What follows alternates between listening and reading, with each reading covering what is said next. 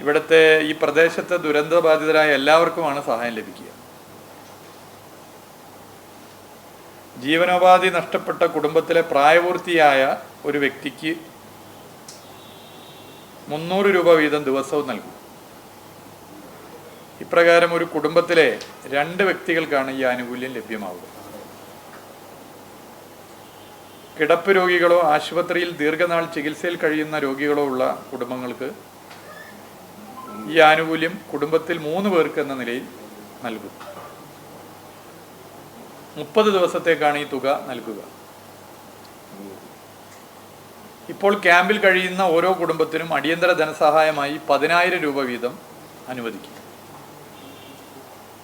മുണ്ടക്കൈ ചൂരൽമല പ്രദേശത്ത് ദുരന്തത്തെ തുടർന്ന് ക്യാമ്പുകളിൽ കഴിയുന്നവർക്ക് മറ്റൊരു വാസസ്ഥലത്തേക്ക് തിരിച്ചു പോകുമ്പോൾ സർക്കാർ ഉടമസ്ഥതയിലോ മറ്റു പൊതു ഉടമസ്ഥതയിലോ മാറാൻ കഴിയും വിധമുള്ള താമസ സൗകര്യം ഒരുക്കാനാകുന്ന കാര്യം ഇപ്പോൾ നമ്മൾ എല്ലാ നിലയിലും ശ്രമിച്ചിട്ടുണ്ട്, കാര്യങ്ങൾ ചെയ്തുകൊണ്ടിരിക്കുകയാണ്.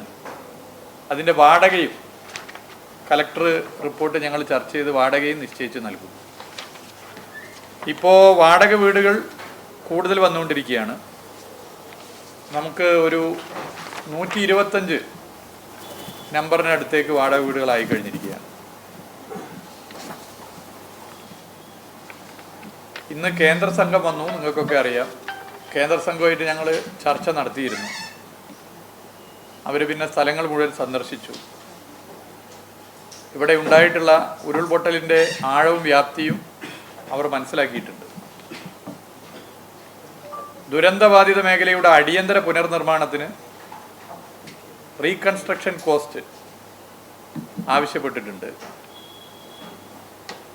ഡർബീസ് ക്ലീനിങ്, ദുരന്ത മേഖലയിലെ മണ്ണും ചളിയും തകർന്ന കെട്ടിടാവശിഷ്ടങ്ങളും നീക്കം ചെയ്യാൻ 90 ദിവസമെങ്കിലും വേണം. അതിനും പ്രത്യേക സഹായം ആവശ്യപ്പെട്ടിട്ടുണ്ട്.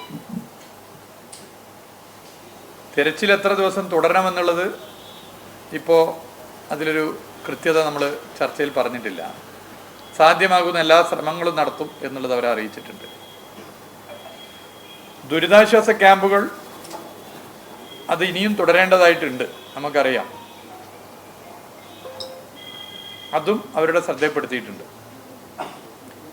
ഗ്രാറ്റുവിറ്റസ് റിലീഫ്, അതായത് ദുരന്ത മേഖലയിലെ ആളുകൾക്ക് അടിയന്തര സമാശ്വാസമായ ഒരു തുക അനുവദിക്കപ്പെടേണ്ടതുണ്ട്, അത് അവരുടെ ശ്രദ്ധപ്പെടുത്തിയിട്ടുണ്ട്.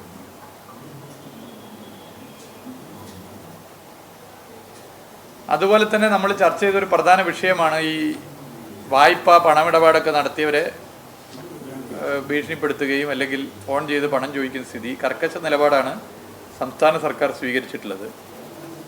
അവരുമായി ചർച്ച ചെയ്യാൻ തീരുമാനിച്ചിട്ടുണ്ട്. ആ നിലയിൽ തന്നെ അത് കാണും. ഇവിടെയും അത് ശ്രദ്ധപ്പെടുത്തി, കേന്ദ്ര സംഘത്തിൻ്റെ ശ്രദ്ധയിൽ അത് പെടുത്തിയിട്ടുണ്ട്. അവരുടെ വായ്പകളിൽ ഇളവ് പ്രഖ്യാപിക്കേണ്ടതുണ്ട്. അത്തരം കാര്യങ്ങളും ശ്രദ്ധപ്പെടുത്തിയിട്ടുണ്ട്. ഇപ്പോൾ നമ്മുടെ ആശുപത്രിയിൽ ചികിത്സയിലുള്ളവർ 78 പേരാണ്, 78. പരമാവധി വാടക വീടുകൾ പരമാവധി അതിൻ്റെ കാര്യങ്ങൾ ശ്രദ്ധിച്ച് ഇരിക്കുകയാണ്. അതുകൊണ്ട് താൽക്കാലിക പുനരധിവാസം അധികം വൈകാതെ തന്നെ ആരംഭിക്കാനാണ് തീരുമാനിച്ചിട്ടുള്ളത്.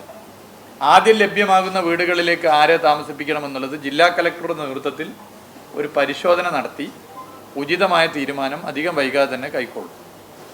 ഈ പറയുന്ന ക്വാർട്ടേഴ്സുകളിലേക്കൊക്കെ ആവശ്യമുള്ള ഫർണിച്ചർ, മറ്റ് കാര്യങ്ങളൊക്കെയുണ്ട്. അത് ഇതുപോലെ തന്നെ നല്ല മനസ്സിനുടമകളായവർ മറ്റുള്ളവരുമായി സംസാരിച്ച് ആ നിലയിൽ തന്നെ അതൊക്കെ വാങ്ങാനും ജില്ലാ കലക്ടറുടെ നേതൃത്വത്തിൽ ശ്രമങ്ങൾ ആരംഭിച്ചിട്ടുണ്ട്.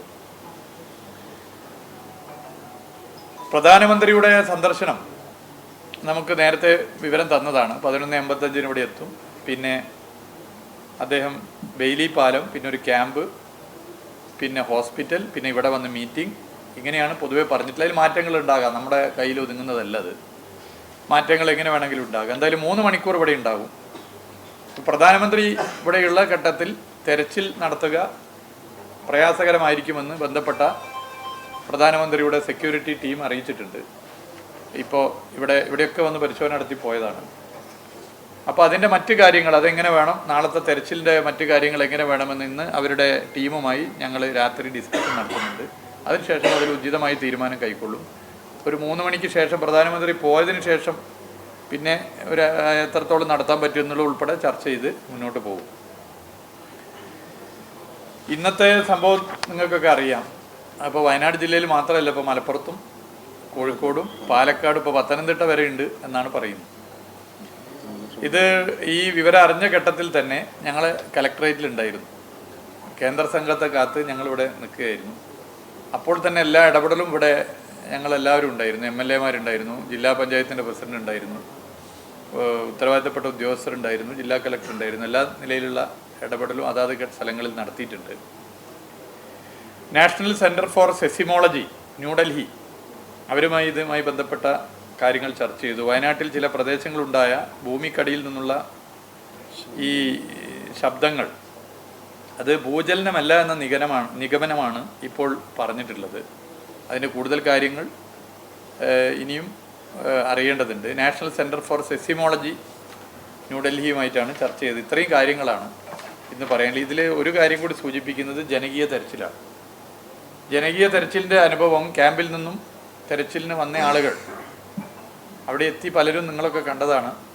വൈകാരികമായിരുന്നു അവർ. പക്ഷേ അത് ഇനിയും ജനകീയ തെരച്ചിൽ ഉണ്ടാകുന്നത് നല്ലതാണെന്നുള്ള അഭിപ്രായമാണ് ശ്രദ്ധപ്പെടുത്തിയിട്ടുള്ളത്.